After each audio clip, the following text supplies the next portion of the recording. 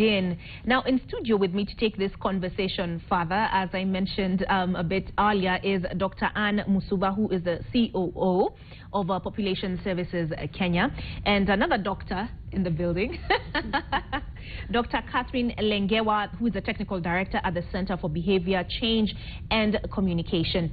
So let me try and get a better understanding of what it is that PS Kenya does.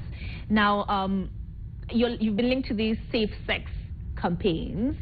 What more and what around that is it that PS Kenya does exactly? Right. Thank you for having us, Olive. PS Kenya is a local NGO that works to support the government of Kenya in addressing a number of public health priorities. And we focus on HIV, tuberculosis, malaria, maternal and child health, and reproductive health as well. So we work through a number of ways. One being social behavior change communication. So when you think of communication campaigns such as Mpango wa Kando or the NHIF Supercover campaign, all of these are associated with PS Kenya. When you think of the Tunza Family Health Network, which is a network of 420 private health providers, we work with these providers to improve the quality of care. We also work through social marketing. And so when you think of brands such as Femiplan or WaterGuard, all of these are associated with PS Kenya. So this, is, in a nutshell, is what PS Kenya does. Okay. And on that note, you can let us know what your thoughts are on this particular subject and perhaps the campaigns that have been carried out by PS Kenya previously. Which ones do you know about? What resonated with you? What had the most impact? And I'll take us through our Twitter handles. Mine is @obarrows. You can use @NTV Kenya. Dr. Anne, your handle? Mwendi Njoroge, as well as PS Kenya. As well as the PS and Kenya. I think it's C Lengewa, but more specifically at Center for? At CBCC Africa. CBCC Africa. Yeah. Okay. So, Dr. Catherine, let's get into what it is that CBCC Africa does. Do you play a supportive role in terms of, for example, the campaigns that are carried out by PS Kenya? Okay, good. Thank you, Olive. CBCC Africa is an organization that specializes in social and behavior change and communication programming. What that means is we do programming and support different partners in the government and the different counties to implement their social and behavior change programs. And this would happen in different ways. We implement programs in maternal health, in child health, in reproductive health. We do family planning, water and sanitation, but we also do in other sectors like financial inclusion. We also do work in agriculture. We also do work in education, because social and behavior change is cross-cutting. You can apply it in any sector. And in that case, we have been able to work with the government to support in national strategies, development of strategies, policies, and guidelines that have been implemented in all the 47 counties.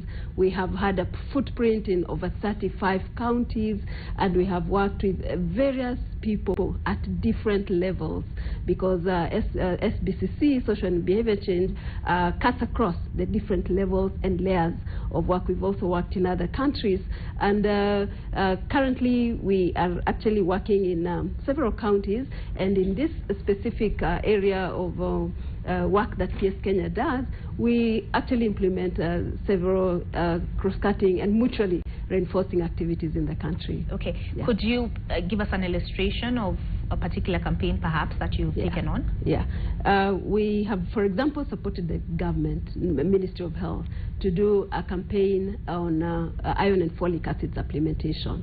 This is a campaign that is targeted to pregnant women. You realize when you talk about social and behavior change, it cuts across individual behavior, but you also look at social conditions. In this case, the government had a problem in the uptake of iron and folic acid supplementation to support in anemia.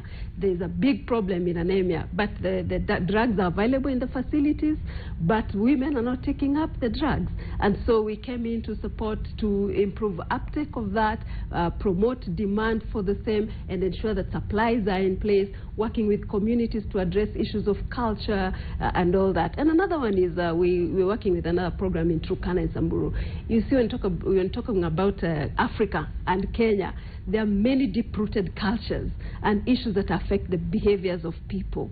And so we are supporting through Afya Timiza project in Turkana and Samburu to help people be able to come up and take up services at the health facility. So we are very worried when you hear there's a strike, because we are encouraging mothers to go and deliver in the health facility, because a number of them deliver in their homes because of various reasons that we can discuss. So we are coming with issues that address culture.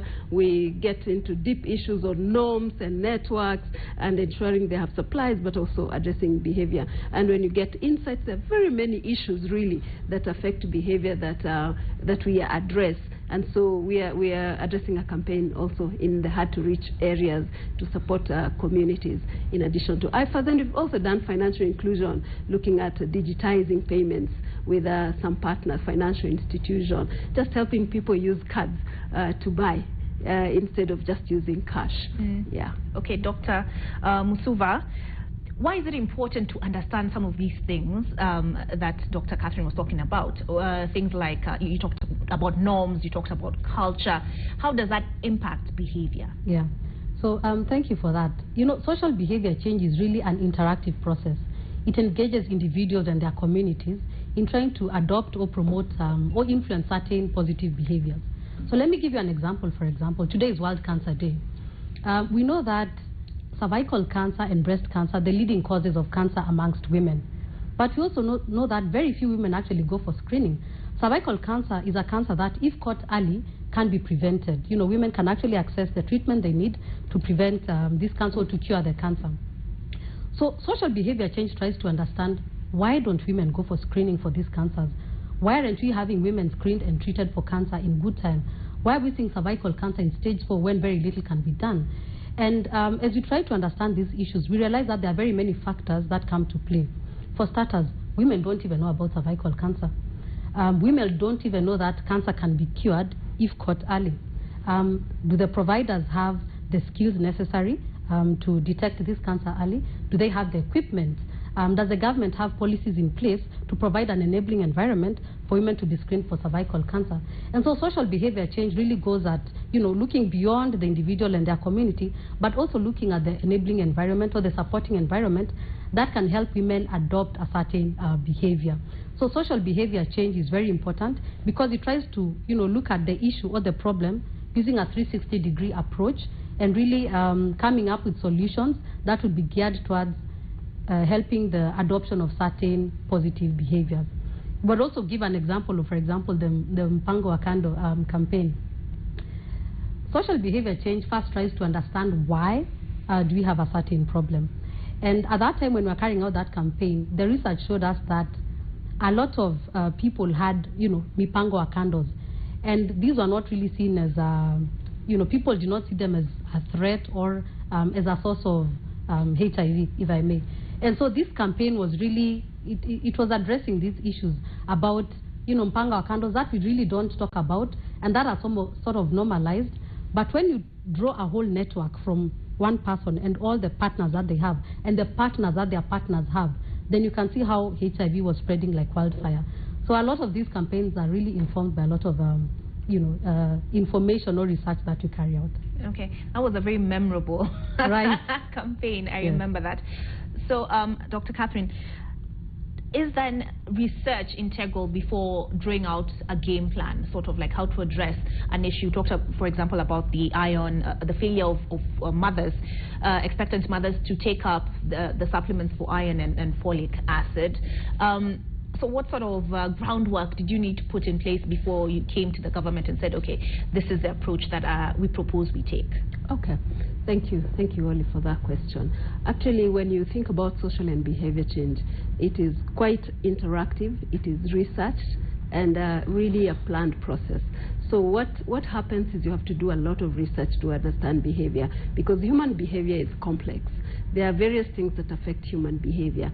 As I'd mentioned, culture norms and gender and various issues. And in some cases, people actually don't create the reasons why they behave the way they do.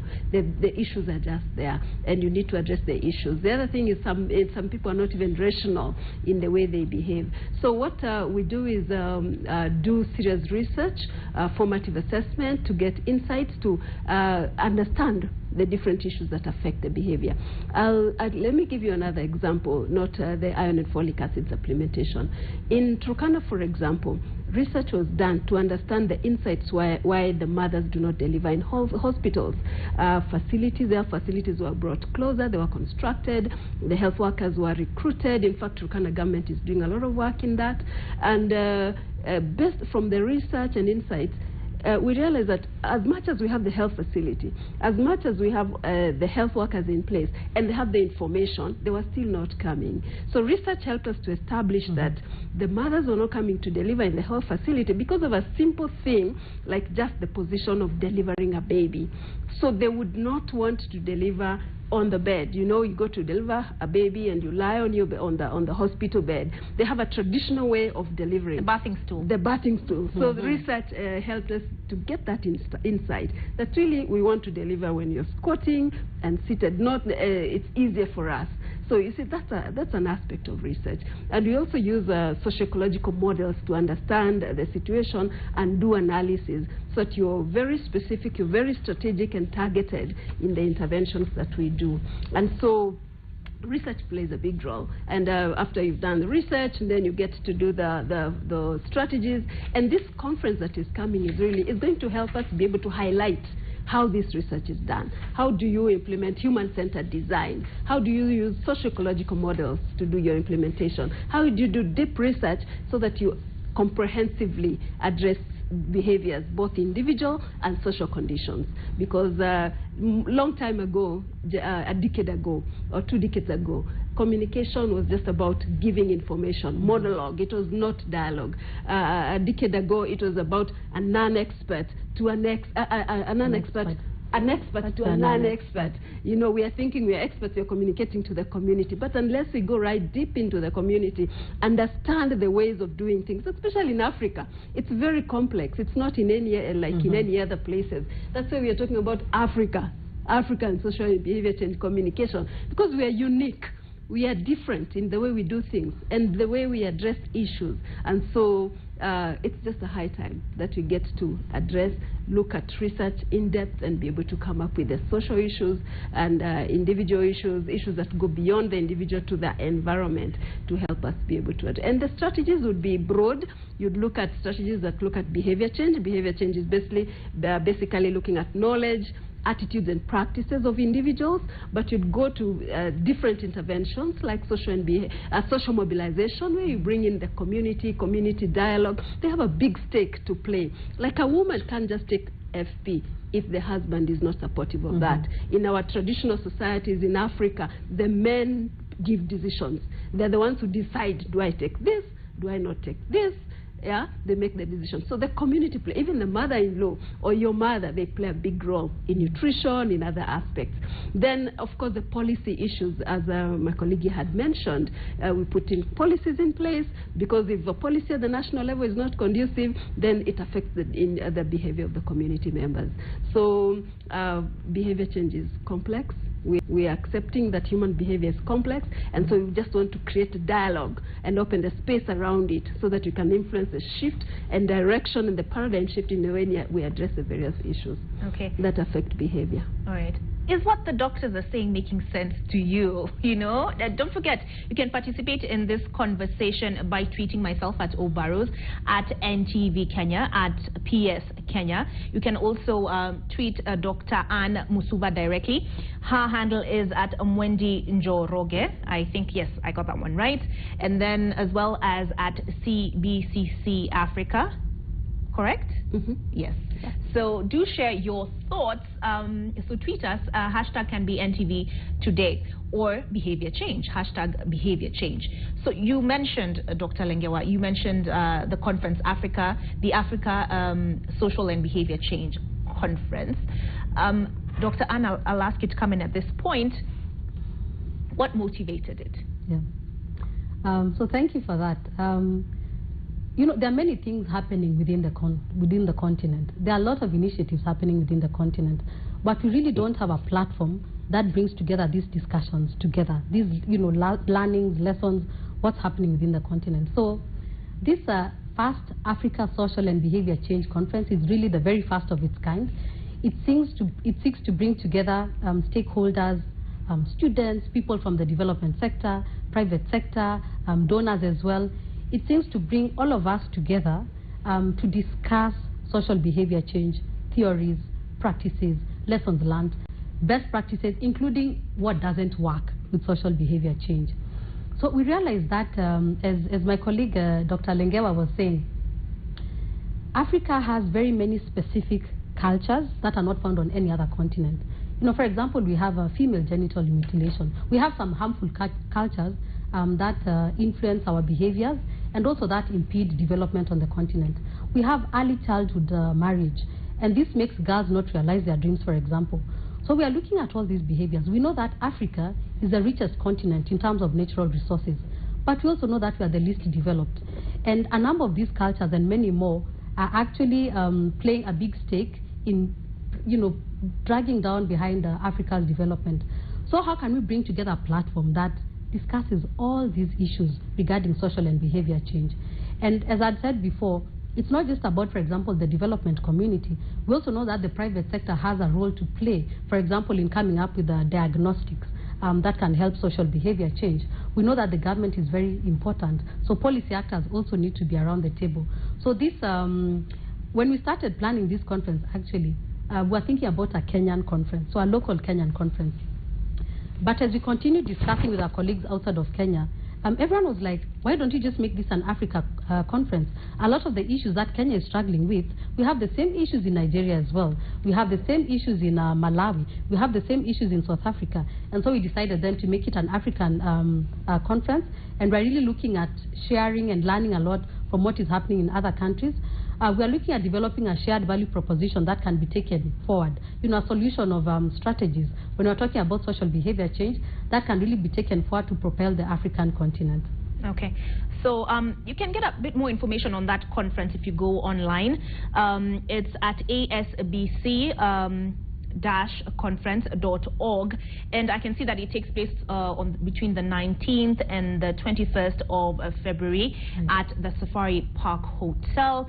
And I'm looking at the list of speakers. I'm seeing Dr. Amit Saka, Fidelis Ndenge, Dr. Gitahi Githinji, and Tosh Juma, and the list is quite long. I don't want to read through everybody. Right. Even Siddharth Chatterjee, that's the UN resident coordinator, Kenya. But you mentioned lessons learned. So what lessons do we have to share with the rest of the world as the African continent? And I'll direct this question to Dr. Lengewa. Okay, thank you for that question. There are quite a number of lessons we can share. I'd like to note that we've had 2 international social and behavior change conferences that have been held at a global level. So this is a very timely conference because we are having an African chapter where we have picked lessons from the global level, looking at what are these issues that really play around in the different countries that can influence the direction of social and behavior change communication. So these lessons that have been brought to the Kenyan context, African context, is, just pulling through, Africanizing these lessons and asking ourselves, these are resolutions from the global context. How does this apply to our context? For example, the theories that we use globally, are they applicable in the African context? How can we improve these theories to serve us better as an African people? Looking at the strategies that are globally used, how do we use strategies?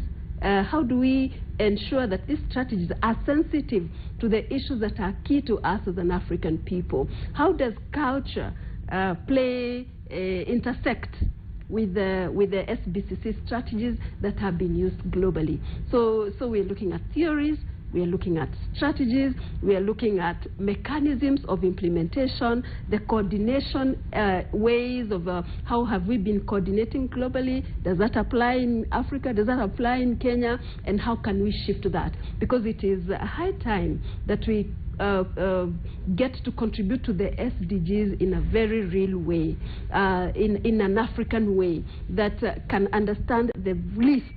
You know, nobody should be left behind. Everybody in Kenya, in Africa, should be able to contribute to the direction that we are going through, to be able to solve the problems, because we have very many problems. Over the years, the SBC has been on for the last decade. How do we ensure that the lessons we've learned for the last 10 years get to be shared at a platform that can be taken to the next level? So it's a whole range of issues. And what happens is we're inviting practitioners across the country, across the different countries.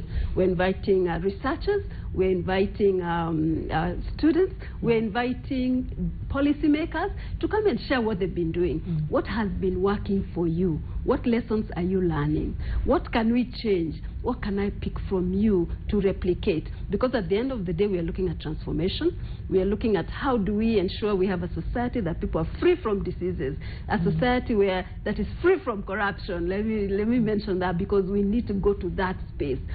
So far, we have been giving lip service probably to corruption. Let me just digress here a bit. I've seen some individuals wearing a role, a coat, lab coat. I don't know what to call this coat, but written here, corruption is evil. Then you want to ask, you must have seen that in the street. Then you want to ask yourself, is that enough?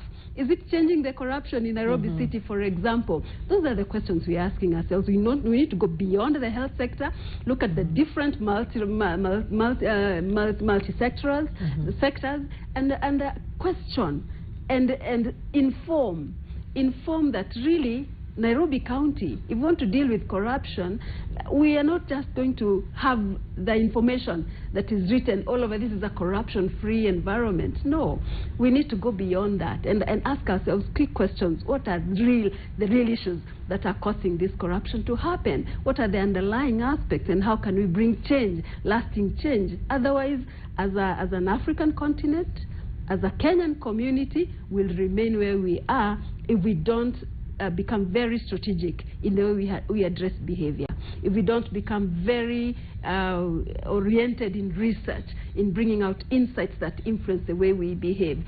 It should go to the space of politics as well. You think about the way we do stuff. How can we influence ethnicity as an SBCC community? Those are the questions we want to ask ourselves when we come to the round table in the conference that is going to happen in February. You've responded, to two of the follow-up questions I had, which is who will be participating and will it be centered strictly around health? Dr. Musuva, why the decision to participate in this conference? I think this conference will, as Dr. Lengewa has said, this conference will really bring together people who never sit around the same table to discuss social and behavior change. We'll have world-class speakers from all over Africa. We have over 23 speakers who will be coming to speak to us. We have over 150 delegates who will also be presenting. Actually, we have over 500 delegates already registered, but the panelists that will have also presenting lessons from their different countries. We have over 150 delegates will also be presenting work on their different initiatives that they are carrying out all over Africa. So it really will be a very rich environment and a very rich platform. I think there'll be a lot of discussions and a lot of exciting lessons to learn from people from the different countries that will be coming. We're also going to be discussing very interesting things such as technology. What is the role of technology, for example, in social behavior change? Catherine has talked about culture, so I really won't belabor that, but religion as well. What role does religion play when it comes to social behavior change? How do we measure social behavior change? Is it working? When you see the Mpango wa Kando campaign on TV, at the end of a year, 2 years, 5 years, how do we know that we really made any difference? And this is something that the social behavior change community is always asked. What's really our return on investment? How do we measure that? So in the immediate term, of course, we are going to be looking at increases in knowledge and awareness. But in the long term, we're really looking at shifting social norms. We're looking at an improvement in socioeconomic development in Africa. So I think we have all the reasons to come to the conference. It's going to be exciting. 19th to 21st February at Safari Park Hotel. Okay. All right. We digress very briefly. Now, back in studio, we're talking about social behavior change. And with me in studio, I have two doctors. I have, to my left, Dr. Catherine Lengewa, and to her left, Dr. Ann, who is the COO of the Population Services Kenya.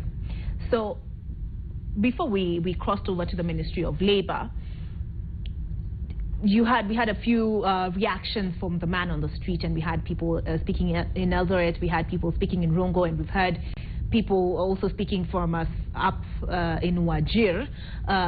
Did you get the sense that people have an understanding of what SBC is all about? I'll start with you, Dr. Lengewa. Yeah, thank you for that. Listening to the people from Eldoret and Rongo and the different discussions and issues that are affecting people, a few things emerged. One is really they have an understanding. They have some idea on the issues that need to be addressed and the different causes. One thing that has stood out in both cases is the issue of the young people and also education, and the role of education and parental intersection of education and the parent and the community. That is really SBCC. When you think about a young person and the issues that affect them in a community, like early pregnancies. Think about early pregnancies and early marriages. Early pregnancies, that has been a big deal. And we want to ask ourselves as SBCC experts, especially even when you come to the conference, is how can we use education? How can we work within the education system to support the community and the different people who are interacting with this issue to bring a lasting solution to that problem? Many times, what happens is when there's a pregnancy, the girl is told everything they need to be told to prevent pregnancy, and even in the home, she's the one who's pumped with a lot of information, but nothing is said to the boy or to the men. Then in the school, you know, the teachers keep talking to the young children or girls. But when you look at the community, who are the drivers of our behavior? Look at the cross-generational relationships and infections that would come across like that. So it's good to work on behavior transformation for the young, for students and for children in the early years, because it's easy to form behavior at that stage. But beyond that, when you go to social and behavior change and social conditions, we need to address the issues around the men who are the drivers of those relationships and the children that these children are carrying. But the other thing that comes out strongly is the issue of policy. We like the way the government has pushed the policy, for example, on FGM, because when the policy is in place, it's easier to execute at different levels when you're intervening in different levels and with different audiences, and legislation as well, because social and behavior change, and you look at the behaviors that affect the people and the issues that have been discussed in Eldoret and also in Rongo. Issues of culture have come through, issues of policy and legislation which are critical in supporting that person who is affected. We've had issue of education, how can we use the platform of education to address those specific issues, and religion and social media. We talked about technology, because even in the conference we'll be talking about technology. What is this emerging technology that can facilitate transformation and change in different sectors and with different individuals? So I totally agree with them. They just need support at their level. They can do something, because behavior at an individual level, you have issues to address, but they also need to be supported at a wider level, environmental level, to be able to bring about the necessary change and transformation. Okay. Yeah. So this approach to solving issues, Dr. Ann, has it affected donor funding? Yes, you'll find that a lot of social behavior change interventions are actually funded by donors, you know, from the US government to the UK government and many other donors. And we appreciate that, you know, that sort of first step or seed funding from the donors. But we also need to ask ourselves as African countries if indeed social and behavior change is important to the transformation of Africa, what do we need to do locally to make sure that we sustain social and behavior change? How important is it to us as Africans? And this is actually one of the things that we are going to be interrogating further within the conference. How do we really sustain social and behavior change? And there are a number of things just top of my mind I can think of. Is the government itself putting resources in social and behavior change the same way donors are? How are we institutionalizing social and behavior change? Is this something that is being taught in our universities? Like universities, for example, that have courses on communication. In social behavior change communication, one of the things that they're addressing, you'll find that in most of the universities, no. So I think we need to put resources much more into social and behavior change. This needs to be something that, all the way from our institutions, we are being taught in colleges about, social and behavior change and transforming Africa. And then certainly platforms that bring together practitioners and stakeholders to discuss social and behavior change, such as the first Africa Social and Behaviour Change Conference, will increasingly be important in making social and behavior change a discussion, and hence hopefully the resources should follow those discussions. Okay. There's a long list of speakers. Again, I'll refer you to the website, that is asbc-conference.org. And so who are you in particular really looking forward to hearing from, Dr. Catherine? That's a good question. I'm looking forward to hearing from the private sector players. Because when you look at, SBC has been very strong in the health sector. And we have done quite a bit and learned quite a number of lessons from the health sector. We are looking forward to see the participation and the role that the private sector and other sectors play in SBCC by just hearing their experiences, hearing how they have implemented and worked around SBC issues as media agencies, as mass media or radio or media companies, as companies, P&G, there are many companies that are going to come, and Safaricom, for example, they have a role to play. We want to hear from their perspective. What's their contribution to SBC? How can we play and implement and work together mutually to ensure that our country and even our region is completely covered by the different players? So my top-notch and first speakers I'd like to hear, which I'll not mention, private sector. That's where I'll run to get to here, because we're looking at sustainability. How do we sustain SBC interventions beyond donor funding? And we think when the private sector comes into play, then they will make some contribution to that. When they understand their role, and when we understand their role, we work together best. I'm looking forward to work with them also, because we are able to scale our interventions beyond the areas where we are working in. Because if I'm only working in 2 counties and 3 counties, because that is what the donor is able to fund, but the private sector is throughout the country or the region, and how can we be able to ride and work together in the same platform to be able to achieve scalability? So looking at sustainability, issues of scalability, and also transformation. They have a platform, we have a platform. How can we speak to each other? So this conference is really going to be key in helping us address change at different levels. And that's why we have nation media, because you have a big role to play as well. We can learn from you. We can, you can learn from us, and we work together to ensure that there's transformation for our country on the different issues, because we have many multiple issues and challenges that the country is facing. All right. Dr. Musuva, why should this matter to the person on the other side of the screen? Why should this conference matter to them? Because it really goes to address the problems that they're facing. We've heard from Rongo and Eldoret, there are issues around how do we engage the youth, around teenage pregnancy. So it's really about the issues that are affecting Wanjiko.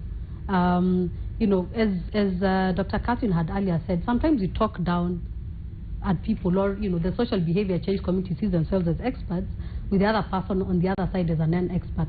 But it's really about trying to address the issues of Wanjiko, whether be it teenage pregnancy, be it education, even issues such as road safety, for example. We have all these accidents. Why? what is the role of social behavior change in them. So at the end of the day, they affect each and every person. The beauty about this conference is that it goes beyond health. We have 2 international conferences right now on social behavior change communication, but their focus is on communication and the focus is also on health. But we also acknowledge that there are multiple other determinants of health, what we call the social determinants of health. There's education, for example, that my colleague was talking about. There's agriculture, poverty, food security, and these are issues that really affect the person on the other side of the table, or Wanjiko. So we are really addressing Wanjiko's problems in this conference, using a whole multi-sectoral approach, bringing together the private sector. We are curious, for example, about the government. What do they see as the role of social behavior change in helping them achieve their goals? What plans do they have for sustaining social behavior change beyond this conference and beyond donor funding? I will also be looking at the role of academia. How can we really institutionalize social and behavior change? That is one of the courses and topics, in universities, for example. So all of this, at the end of the day, is dealing with Wanjiko's problems. Okay. Earlier we heard from Dr. Lengewa on the work, for example, they did where iron and folic acid supplements are concerned, for instance, and during the break you're talking about the Ushuja campaign. But speaking from a PS Kenya perspective, is there an example that you can hold up and say, yes, and the SBC approach works? There are really multiple examples that I can think about. Let me give an example, for example, on malaria. In the malaria endemic communities, and this is where malaria transmission occurs all through the year, during the rainy season and even during the dry season, and these are areas around the lakeside region. We know that sleeping under a insecticide-treated net is really important for malaria prevention. But the statistics and the research that we do shows that people are not really sleeping under a mosquito-treated net. So we really go down to find out the reasons why. And we've come up with a number of campaigns, like Umbu Inje Sisi Ndani, so the mosquito out and me in. And that's sort of like from a mass media perspective. But on the ground as well, we also try to understand why are people sleeping under an insecticide-treated net. And you find that sometimes there are all sorts of myths and misconceptions about the net, about the insecticide within the net. People say all sorts of things about this insecticide. It might cause me to become sick, it may cause me to be barren, which are issues that we know are not true. And so we really try to understand, and we try to understand the issues at that level and deal with them at an interpersonal level. And sometimes you find these issues vary from community to community. In the coast region, for example, that is also one of the malaria endemic regions, we had their community saying that the white mosquito net reminds them of a coffin. And so they are not going to use mosquito nets. But we try to address these issues from a knowledge perspective. And we've seen tremendous increases in bed net use following these communication campaigns. Right now there's a new malaria communication campaign called Malaria Shuja, Mimi Shuja. And it's, it sort of relates a little bit to what Dr. Lengewa was speaking about. How can we make men the heroes of in their communities by trying to address malaria issues? If a child has a fever, how can the man be the first one to say, we need to take this child to hospital quickly in case it's malaria, for them to be tested and treated adequately? So we've seen a lot of gains, particularly in bed net use. Other gains or other campaigns that have also yielded a lot of traction are on testing, HIV testing. We know today that drugs exist to prolong your life if you're HIV positive, but maybe many people are actually really scared of testing. You cannot be started on treatment unless you're tested first, and then we know that you're actually HIV positive, and then you start you on treatment. And so we've had a lot of campaigns on HIV testing, and we have now seen that the HIV testing rates have gone up to almost 90%. And these are all fruits of behavior change communication campaigns implemented by the government, supported by PS Kenya and other partners as well. All right. And that brings to mind a campaign I think we talked about last year with PS Kenya about encouraging men to go out and get tested specifically. So that came to mind when you're speaking. Absolutely, because men do not want to go to health facilities to be tested. This is what the data is showing us. And so we're actually exploring other avenues or other platforms for getting men to be tested. Do you want to be tested in your local bar? while you're sitting there. We also have other platforms of testing, such as self-testing, where you can actually just do the test yourself in the privacy of your home or wherever you find is convenient. So you actually don't have to go to a health facility and be tested. And so we are seeing a really rapid uptake of testing by men who previously were not testing as much as the women. Okay. Now, unfortunately, I have to end this conversation here. But stay with me. We'll say our goodbyes.